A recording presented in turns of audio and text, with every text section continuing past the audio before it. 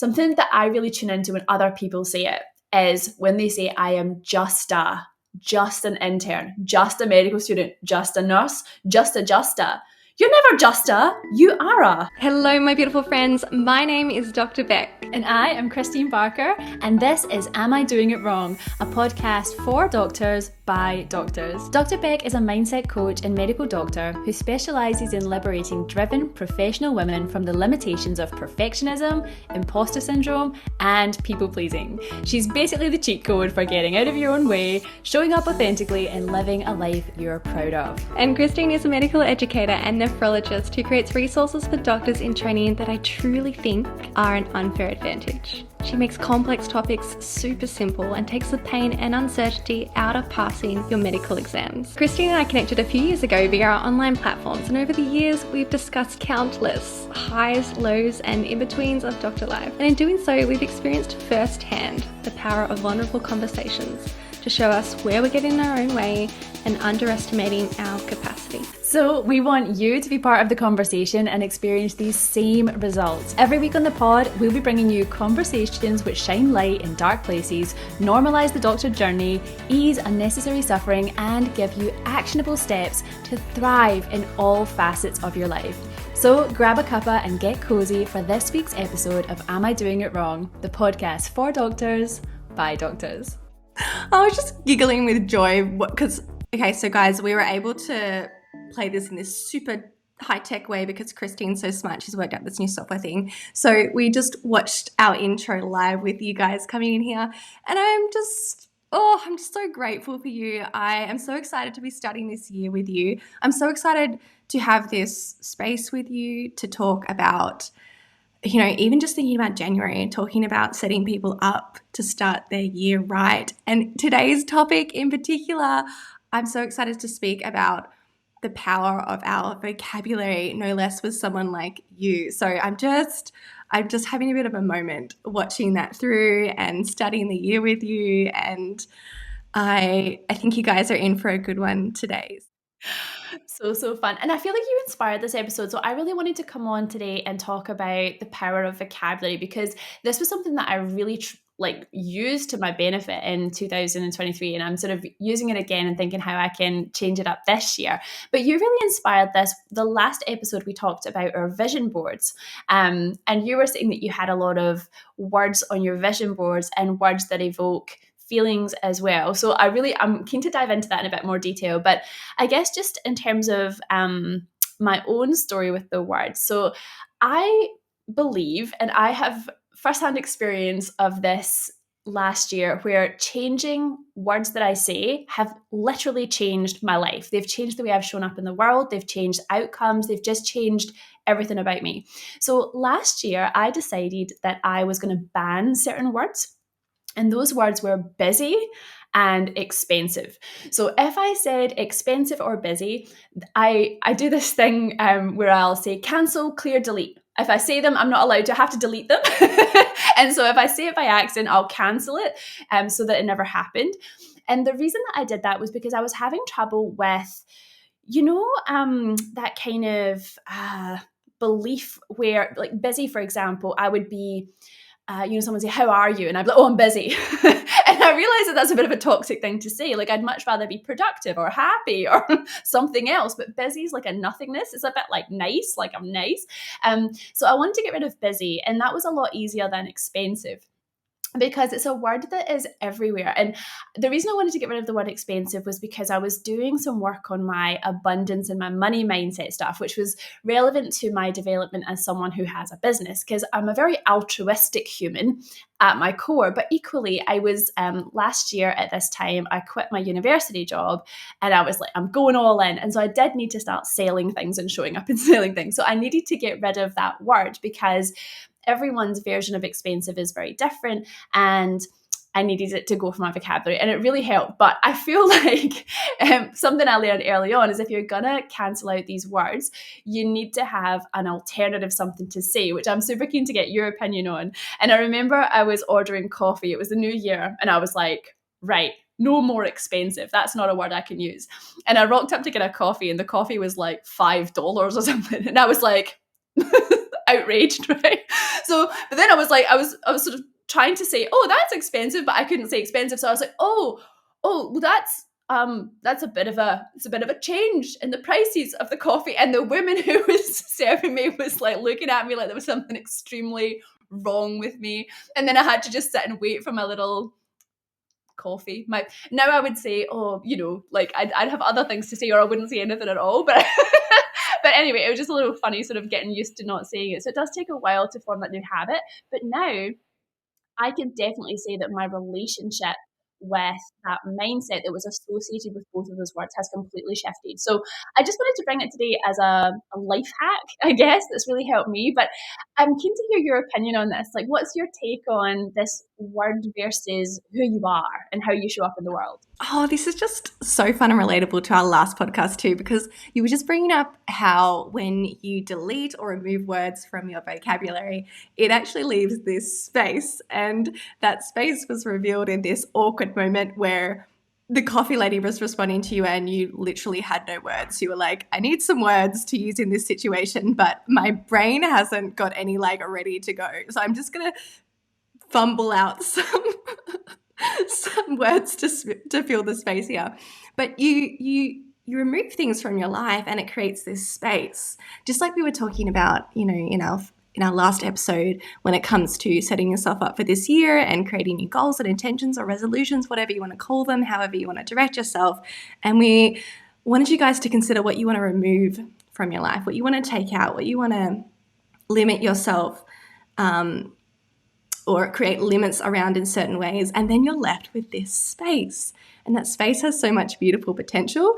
But deciding what to fill the space with then is the next challenge. And hopefully with this episode, we can help prompt you to think about being really discerning about what you fill that space with and only picking things that actually are useful in your life, that actually add value to your life, instead of just stuffing that space back together with full again with, anything here or there. We want only high quality things filling this space. And this has been one of the most profound realizations that I've had from doing my own coaching work and learning the work of coaching is the way that my thoughts affect how I feel. Or as I like to say, that our thoughts have feelings. The thoughts in our mind create emotions. And that link to me, the more and more of this work I do, becomes stronger and stronger. And that's really important because the last part of this equation is the way you feel affects how you behave. The Latin origin of the word emotion is emovia, which means out move. So outwards movement. Your emotions literally drive your outwards movement, and I include your decisions there and your behavior. So the ability to recognize that your thoughts affect you, as in they create emotions, and then that drives your behavior, that was my mind blown to me. And I love doing this work whenever I can with Kristeen because she understands that on a very deep level, how different things affect her emotionally and energetically. And the more that we can be discerning with creating the energy that really serves us and therefore the behaviors that really serve us, the more of the life that we want we can create. So this resonates with me so much. And actually I was saying to Kristeen the other day, I have always thought of myself as this kind of analytical left brain person. You know how they say the left brain is more, if you're a left brain person, left brain dominant person, you're more analytical, you're better at maths and science and words, and you're more logical. And going through school, I think I had that just reinforced in my identity because I did all the maths, I did all the science, I excelled in those things, and just I picked those subjects, I studied hard, and so I did well because I studied hard. But I kind of built up this identity that I was that kind of logical, scientific person. But actually when I do the tests and things, I actually find that I'm actually more of a right brain person. And that's kind of the more intuitive, creative, less logical, more feeling side of things. And for me, doing this work with words and understanding how words affect me is really linking up my left and right brain in terms of being able to use both of these sides, even though my left brain's a bit weaker. Building my skills on that left brain side really helps to complement what my right brain can't offer me in this space. So whether you're somebody who is more on the intuitive creative side, like I'd say both of us are, then learning to recognize the effect of your words can help prop you up in those weak areas and what your right brain can't offer. And for a lot of us, to be honest, even if you're on the left brain side and you really get words and words come easily to you, describe things in lots of words or specific words, you've got a wonderful, enormous vocabulary, then being able to link up how those words actually affect you emotionally is probably the next step that this work can offer you. Because it's great to have this beautiful vocabulary of words, but if you don't know how, if you can't recognize in your body how they affect you, then you can't harness them. You can't pick the right words that create the emotions and behaviors that you want. So this topic is everything to me, and it's the work that I am continually doing. I mean, on a daily basis, I'm checking how the words that are defaulting in my mind or the words that I'm choosing on purpose, I'm always checking how are they affecting me emotionally. So I think this episode will be really fun to dive into. Thank you so much for picking this topic, Kristeen. It is a fun one. So I love everything you said there. And I guess something I picked up on, because I guess it's probably a little bit different from how I was thinking about it. So I have banned that word expensive because I was looking at things in a expensive had these connotations for me. And I was thinking the way I was saying it was as if it was somehow out of reach, as if I couldn't afford it, or I was placing myself versus the word expensive as it meant something, but it wasn't a good thing. If I said something was expensive, it was a negative thing. But you don't, that word is not the same for everyone. Like you could be like, oh, I'm expensive, or, this was expensive. And it's like, it's more of like a show and tell type vibe. For me, that word was like, it was bad. It was a bad word. So I guess I just wanted to sort of, throw that back to you in terms of relationships with words. Like, do you think it's better to do what I did and ban the word, or do you think it's better to change your relationship with the word, or can you even change your relationship with a word? That's just such a fun, even to offer people those two different options is so cool, because there's so much to gain in banning words. If you do those reps enough, like as you've benefited from, you do those reps enough, at first it's really hard, and at first it seems impossible to ban a word. Like it kind of sounds like a ridiculous concept that you're just going to delete the word, and then you keep finding yourself inevitably saying the word, using the word, thinking the word days and days after you say that. But if you are persistent, if you can reinforce that new pathway, then you can successfully ban words. And I mean, I think that's an amazing strategy. And what you're saying, you've also got this other strategy of changing the connotation, the meaning behind the words, because I mean, a lot of you guys, as Kristeen said, will be like, you'll have this intrinsic reaction to expensive. And even check that right now. Like if we just put the word expensive up on the board, cast your eyes over that word, or just listen to us say the word expensive. And what I want you to do right now is ground yourself in your body. So wherever you are, feel your feet on the floor or whatever part of your body is connected with the ground.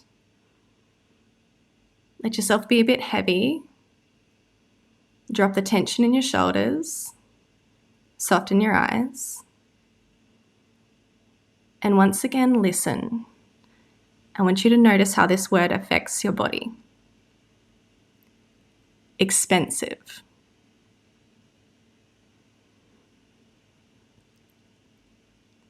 Expensive. Just take your time and notice.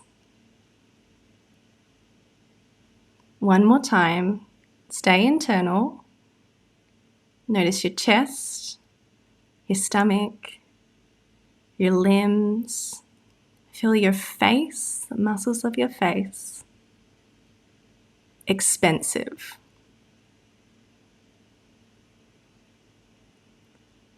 Okay, so you can see Kristeen's reaction. Her face kind of like shrivels up. She actually moved back away from the screen. She's like, no, no, too expensive. Whereas me, I got this little fire in my belly, and I was actually trying to stay really calm and focused on giving instructions.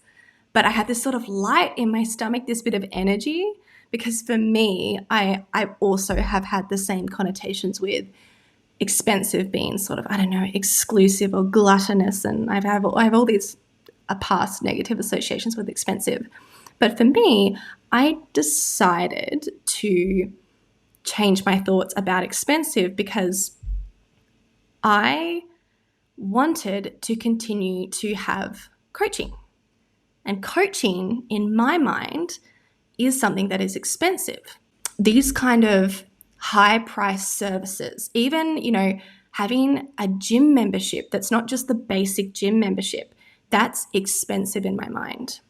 And so instead of changing my perception of how much money is reasonable or expected versus what's expensive about those things, I just decided, this didn't happen quickly, but this was a bit of a story I had to work my way towards, that investing in my brain, my most valuable asset, and my body, the thing that moves me around the world, is worth being expensive. And actually the first place I did this in my life was with food.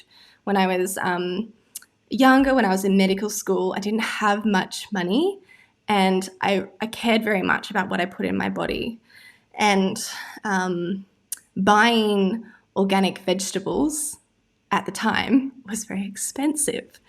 And in this way, I couldn't get past that being a lot of money for vegetables, but I decided that food shouldn't be cheap. Good food isn't meant to be cheap. If I'm saying that good food is meant to be cheap, then I'm saying the labor of these people and the value of all the resources that go into it should be cheap. And instead, I recognize that good food, high quality labor, people's wages, all the things that go into food is understandably expensive. And sure, it's a lot of money, but my body is worth the investment. So I'm happy that it's expensive. So that's the way that I changed my thoughts about my connotations with the word expensive. It wasn't directly by making expensive okay. It's not like I'm super happy to flaunt around like amazing clothes or shoes or any expensive thing, but I worked on the story behind it about what I'm investing in. Yeah, so I'm curious to know, do you have any words? So mine's were expensive and busy, and you've changed your relationship with expensive, but were there any other words like that you had to change your relationship with? Oh, there definitely are words that, there were words that I ban as well. Like I said, banning, it's a great strategy. Busy is one of them that I haven't changed the connotation with. It's just a word that I don't like to use. I don't like the way it makes me feel. There are also, I guess along the same lines of busy, there's like sentences that my mind tends to repeat and offer me that I'm still working on. So things like, I'm so tired and I have so much to do, which is kind of the same as busy. Those sentences my mind likes to offer me, and they're ones that I do kind of like what you do, which is just kind of like, what do you say? Cancel and delete. Cancel, clear, delete. And for me, the process is I know that they affect me negatively, and they come out when I'm journaling. I don't realize they're there until I'm journaling often, and that's my sort of cancel, clear, delete of like, I've got them out of my brain and now they're staying out for now because they have this really dragging down effect on me. They really, as I write them down on the page, I'm so tired or I'm so busy or I have so much to do. I really feel them drag me down and affect me.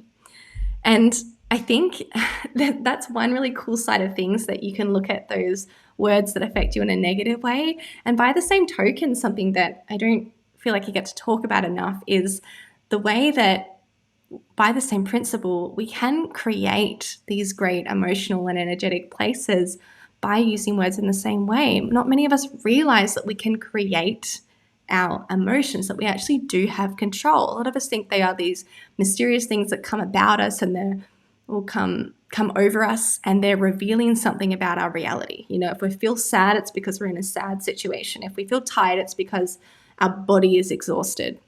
But for me, for example, when I feel tired, I often go up and check my brain, and I see those thoughts of, I'm so tired. And when I stop thinking that, it lifts off a level of tiredness. And you can see the power of this if you try this experiment, or if you just think about this situation where, if I was to tell you right now that you had just won the lottery, that $80 million, is that a lottery amount, is yours, would you feel more energetic, lighter? Would you even jump out of your chair, if you really believed in this moment that you'd won the lottery? And that is just an example of how tiredness is just like pain. We all appreciate in medicine that pain is a conscious experience, and so is our fatigue. Our conscious state has an effect on our tiredness, just like our conscious state has an effect on our pain levels. And this isn't to say that pain or fatigue aren't real, but it's just to help us recognize that we have more power than we realize. And I don't need to go around telling myself that I won the lottery, but when I notice that I'm in this tired state, and those thoughts of simply, I'm so busy, like you say, are adding layers to my tiredness, you banning the word, you create this space, and now you get to decide what you want to fill the space with.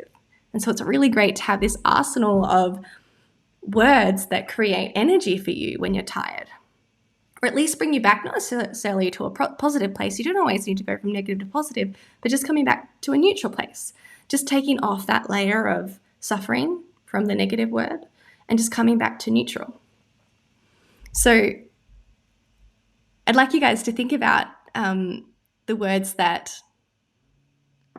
can give you energy. And in the same way that we tried on to see how the word expensive affected us, if you pay yourself a couple of seconds to sit back and try on a few words to see which words give you energy, that might be something that could actually change the course of your day in certain times where you're feeling like you've got nothing left to give, yet you want to keep going. To have those words in your back pocket ready to use, ready to give you a bit of a boost, or ready just to take that extra layer of suffering off. I think that's a very powerful thing that we can do for ourselves. And it truly is a process of doing it for you as an individual. You can't just use other people's words. I can't just take Kristeen's work and use all of her words that energize her, because they won't necessarily work on me.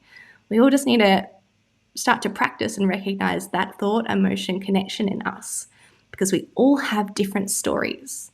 We all have different life experiences, which means for a lot of us, different words will have different connotations with them. Yeah, and I love that, because I was just, as you were saying that, I was thinking, how else would I describe being tired that feels better? And it took me a wee hot minute, and then I was thinking about my all-day clinic and how I always feel tired after that. I think it would be something like convoluted. I don't even think I've got another word. I'd have to make like a sentence like, I am proud of how I showed up today. I am satisfied with my performance today. I gave it my all today. Like, I feel like things like that are true, but they don't feel as bad as I'm exhausted and tired and I never want to do that again.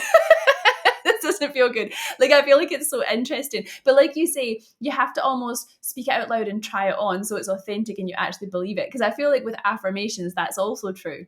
Like, you can't really delude yourself. You've got to do something you believe. Sometimes it's okay to say there's nothing wrong right now, that rather than everything's magical right now, like what you say, just get into that neutral place. But I think with these words, it is interesting. So what are your options when you're, instead of I am tired, what do you use? Yeah, and actually tiredness is one of those ones that I struggle with. And because of that, because it feels really real to me, I try and get out of the word as a judgment. So tiredness, believe it or not, is a judgment in that moment. And I try and get into what I'm trying to describe, which is the experience of my body. So instead of just swapping from one word to another word, because I'm so fused and I'm really believing that I'm tired, I try and just connect with the literal experience in my body. I say that I'm tired, that's my judgment that I'm tired, and it has all these negative connotations that make me feel even more tired, ironically. or coincidentally, or just unfortunately. It's a vicious cycle. You say you're tired and you feel more tired. But what is tired? So I come home from clinic. I'll come home from whatever day has made me tired. And if I recognize I'm playing that sentence in my head, that record in my mind, I will, and I want to get out of it. I try not to just dismiss myself, because just in this context for me, with I'm so tired, it doesn't work for me. If it works for you, if you have a word that brings you out of it, if you can switch into the perspective of appreciation or recognition of all the value you've created, that's amazing. And if that doesn't work, this is another smaller step that you can take. So I will literally just go and pay attention to my body. I say that I'm tired, but what does that actually mean? What do I actually feel? What am I detecting? What am I judging in my body right now? And this is a skill in itself, to be able to describe the actual sensations and the energy, the vibration that are in your body right now. But it can help you come closer to the reality of what's the actual problem. What does it actually mean to be tired? What does this feel like? How does it affect you? And when you do that, you have the opportunity to separate out from the idea that you're tired, from this judgment that you're tired. And you'll get more clarity about what's actually happening to you, and therefore what you actually need right now. And that, taking off that layer of judgment, of just slapping on tired, exhausted, whatever, and creating space for other possibilities, just creates this opportunity for you to add in more words that might come naturally to you at that time. I can't even, I couldn't even suggest a word for you right now, because you would have to go into the experience of your body in that moment and work out what actually the problem is and what you actually need at that time. But then you can also see where there's an authentic and genuine space for you to add in some of those energizing words, like that are associated with appreciation or recognizing your value and things like that. But we never want you to force it. And Kristeen's already suggested to let this be an experiment. Really let yourself try this on. And I talk about trying on words like trying on clothes, like you try on a jacket. You try it on, and you guys know, you put on certain clothes and they make you feel different. You put on certain clothes, they make you feel not very good, a bit awkward or constricted or not like yourself. And then you put on other clothes and they make you feel like you stand a bit taller. They make you feel like stepping out and doing things. They make you feel more like yourself. And even with that, I don't know about you guys, but some days I put on some clothes that made me feel amazing yesterday, but then today they don't have the same effect on me. It's a moment by moment connection with your body. It's a moment by moment asking your body, how are you doing and what do you need? How are you doing and what do you need? As opposed to a one size fits all even for yourself. As we're sitting here, I'm sort of appreciating the difference between my banning words like expensive and this I am. Like when you connect I am busy, I am tired, I am whatever, fill in the blank. I feel like the power of I am, because that is your identity. Like I feel like you have to be even more careful with your I ams. Something, because I think that has a deeper impact on what you actually think about yourself and how you show up in the world. If you are actually saying things that are like, I am a capable human being, or whatever it is, something more energizing, like you said, something more activating. Like you said, I think that is something that if you're saying I am statements that are making you feel ick, it's even more important to get on top of it. And I mean, this is all very, I'm sitting here saying this so passionately because I feel like this is an absolute shortcut. Like you don't have to go and do therapy or anything hard. Just tuning into how you're speaking to yourself and the vocabulary you're using out loud and in your head, and just tweaking a few things here and there. It's like a shortcut to a better life, I find. Like I found that in my own life. So I just was really keen to show up today and share the shortcut, because it's something that I live and breathe and do. And it's very powerful. And even I know that what you're saying, Becc, in terms of you take it that step further and do like the thoughts, feelings, and emotions, and it all connects there, and you can get really high level on it. But it's even more simple than that if you want it to be, I would say, and it can definitely change your life. So I guess I just want to encourage everyone to really have a wee think about what you're saying to yourself in your head. think about things you want to change, and practice changing them. And if you stuff up, cancel, clear, delete. Totally. I think it's just a play, like you're saying, experiment, play. Just, if anything from this, I would love for you guys to just strengthen that thought emotion connection. Just recognize how your words affect you, or just recognize that words affect you. That would be the biggest win of you guys listening to this show, just taking away that concept that your words matter. And Kristeen actually reminded me of this late last year in the context of asking questions to yourself. So once you master this in terms of single words, just recognizing the effect of single words, it's a great place to start. Then the way that this can blow up in terms of ways that you can use it to self-govern and really lead your life in the direction that you want it to go is enormous. So I hope you don't underestimate, although Kristeen's saying, and she's so right, this is the simplest, easiest thing for you to take on and start using in your life. It's incredibly powerful, and this little skill gets applied across so many different areas of your life in being able to propel you forward. So such a cool and easy skill. Well, easy concept, not as easy to build the skill. Yeah, but once you start doing it, you'll be addicted to it. And just as you were saying that, I had this flashback to something I wish I'd said earlier in this episode, but I just want to put it here because I think it's important. Something that I really tune into when other people say it is when they say, I am just an intern, just a medical student, just a nurse, just a. You're never just a, you are a. Something fabulous. So that's another thing. If you're just a, delete. You're not just anything. Me too. I've got another one. My intern says this all the time, and she's the most brilliant, competent doctor. Not even just intern. She's just brilliant. She says the word sorry all the time, and I'm like, goodness gracious, you're brilliant. What do you have to be sorry for? But it's just so many of us are conditioned for the sorry, and it's something that I've taken out of my vocabulary by and large. I still say sorry a lot, okay? But I've done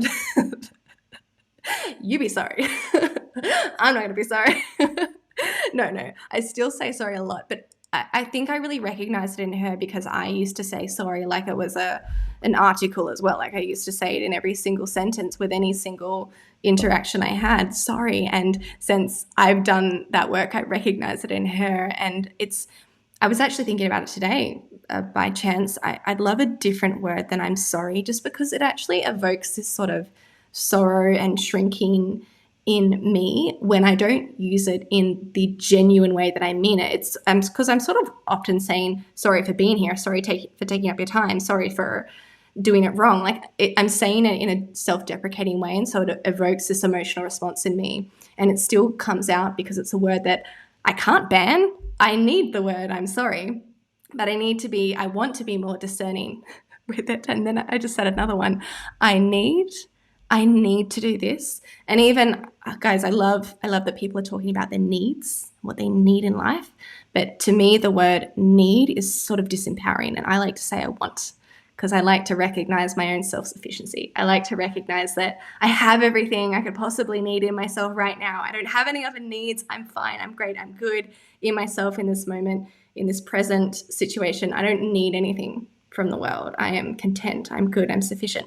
And so I like to use the word want instead. I like to be really, the word want has this kind of ick factor associated with it, because it feels kind of like expensive. It kind of feels like extra, superfluous, like you're putting your superfluous needs first. Again, these are just my connotations, but I've changed my association with want, which is one more of I'm proud of my self-advocacy. My self-advocacy is important. My self-advocacy changes the world for other women, things like that. So it's great, actually, the more that we're talking about it, the more these important examples come up. The one that comes to mind is when I do this all the time, I'd be like, I'm going to do this, but I'll be like, I'm going to try and do this. And it's like, no, Kristeen, no out. You don't get to try. You get to just trust yourself to show up and do whatever the thing is. Trying's good, but doing it's even better. So, that's another one. But it's actually so funny. I think I worked on that. Sorry. Now, I used to I was like your intern like a few years ago. I was like pathological with sorry. And it was like I'd just be breathing and existing, and someone would bump into me and I wouldn't be the one at fault. And I'd be like, oh, I'm so sorry that you bumped into me. Like, it was actually ridiculous. And then I sort of got sick of myself because someone actually pointed out to me, like, I must have come across as quite pathetic to some people because they're like, what are you saying sorry for? Can you stop saying sorry? Like, people used to say that to me all the time. Stop apologizing for being alive type thing. And so I remember I was working on it and I was out, I think it was like Christmas shopping or something, you know, when everything's just hectic and busy. And I was in this shop and someone kind of bumped into me. And again, not my fault. And so I said, oops, right? But they replied, it was something like as if I'd said sorry. They're like, oh, don't worry about it. Or like, it was something very like, oh, no problem. And I was like, sorry, what? Like, and it was so funny to see all of that work in myself that took literal years to undo. In that moment, I was like, I got rid of my sorries. But I didn't know it until then. But it was very empowering to be like, yeah, no, that was more of an oops. I was glad I said oops. And yeah, I'm quite outraged that you thought anything different. You thought I should be sorry. I will not be sorry for my existence. Right? Bit of sorry to complete diva transformation. No, you're not being a diva. I mean, oh my goodness. So many of these things are just built into our day-to-day language. And I mean, I couldn't, when you asked me the question before, I was like, I can't think of anything. But then even as I was just reflecting on my day and you brought up another thing, I was like, oh, and this word and this word and this habitual thing I say or do or think, there's so much. And I mean, just to encourage you guys to think about for you, what are those habitual things you say without really thinking? They're just a habit for you. But the high yield ones are the ones that they drain you. Like, you know, the word sorry, the inappropriate sorry word was shrinking me. It was constricting me. And same with Kristeen. And it sounds like a nice word, sorry. It doesn't. It sounds nice. But again, it's about checking how it affects you. Notice how it affects your body. There's no inherently good or bad words, but instead recognize whether they're useful or not, i.e. how they affect you, how they affect your emotions, and if you want to take it one step further, how those emotions drive certain behaviors in you. So thank you guys so much for joining in this conversation with us. You can look at the ways that these words negatively affect you, and you can also, as a bonus, look at how you want to fill that space. Feel that what will at first probably be an awkward space like Kristeen has offered to us. It's a very awkward space that you create when you're changing your language, which you need to interact with other people. But when you understand what else is available, when you can recognize the words that give so much back to you, it's just one little word swap, like a magic shortcut, as Kristeen said. It costs you almost nothing. It costs a bit of mental energy up front, but it costs you almost nothing and it pays you back exponentially more. So if you can delete some of those words, create that space, and then fill that space really carefully with things that give a lot back to you without needing to go and uphold your life or make any dramatic schedule changes or city, country changes, anything like that. If you just swap out a couple of words, you might recognize that you're feeling brighter, lighter, more confident, more outgoing, and more empowered to live in the way that you want to live this life, and just to have more energy, which I think is very important to a lot of us, especially doing such taxing jobs as being a clinician. Absolutely. And people treat you differently as well. Once you start talking to yourself like that, the energy that you exude, you show up differently. You'll notice that other people around you will treat you slightly differently. It's so interesting. And thank you so much for joining us. And we are just so excited to be back for 2024. And we'll see you again next time. Bye. I've been waiting all my life for something. I've been down the darkest roads and up in the clouds.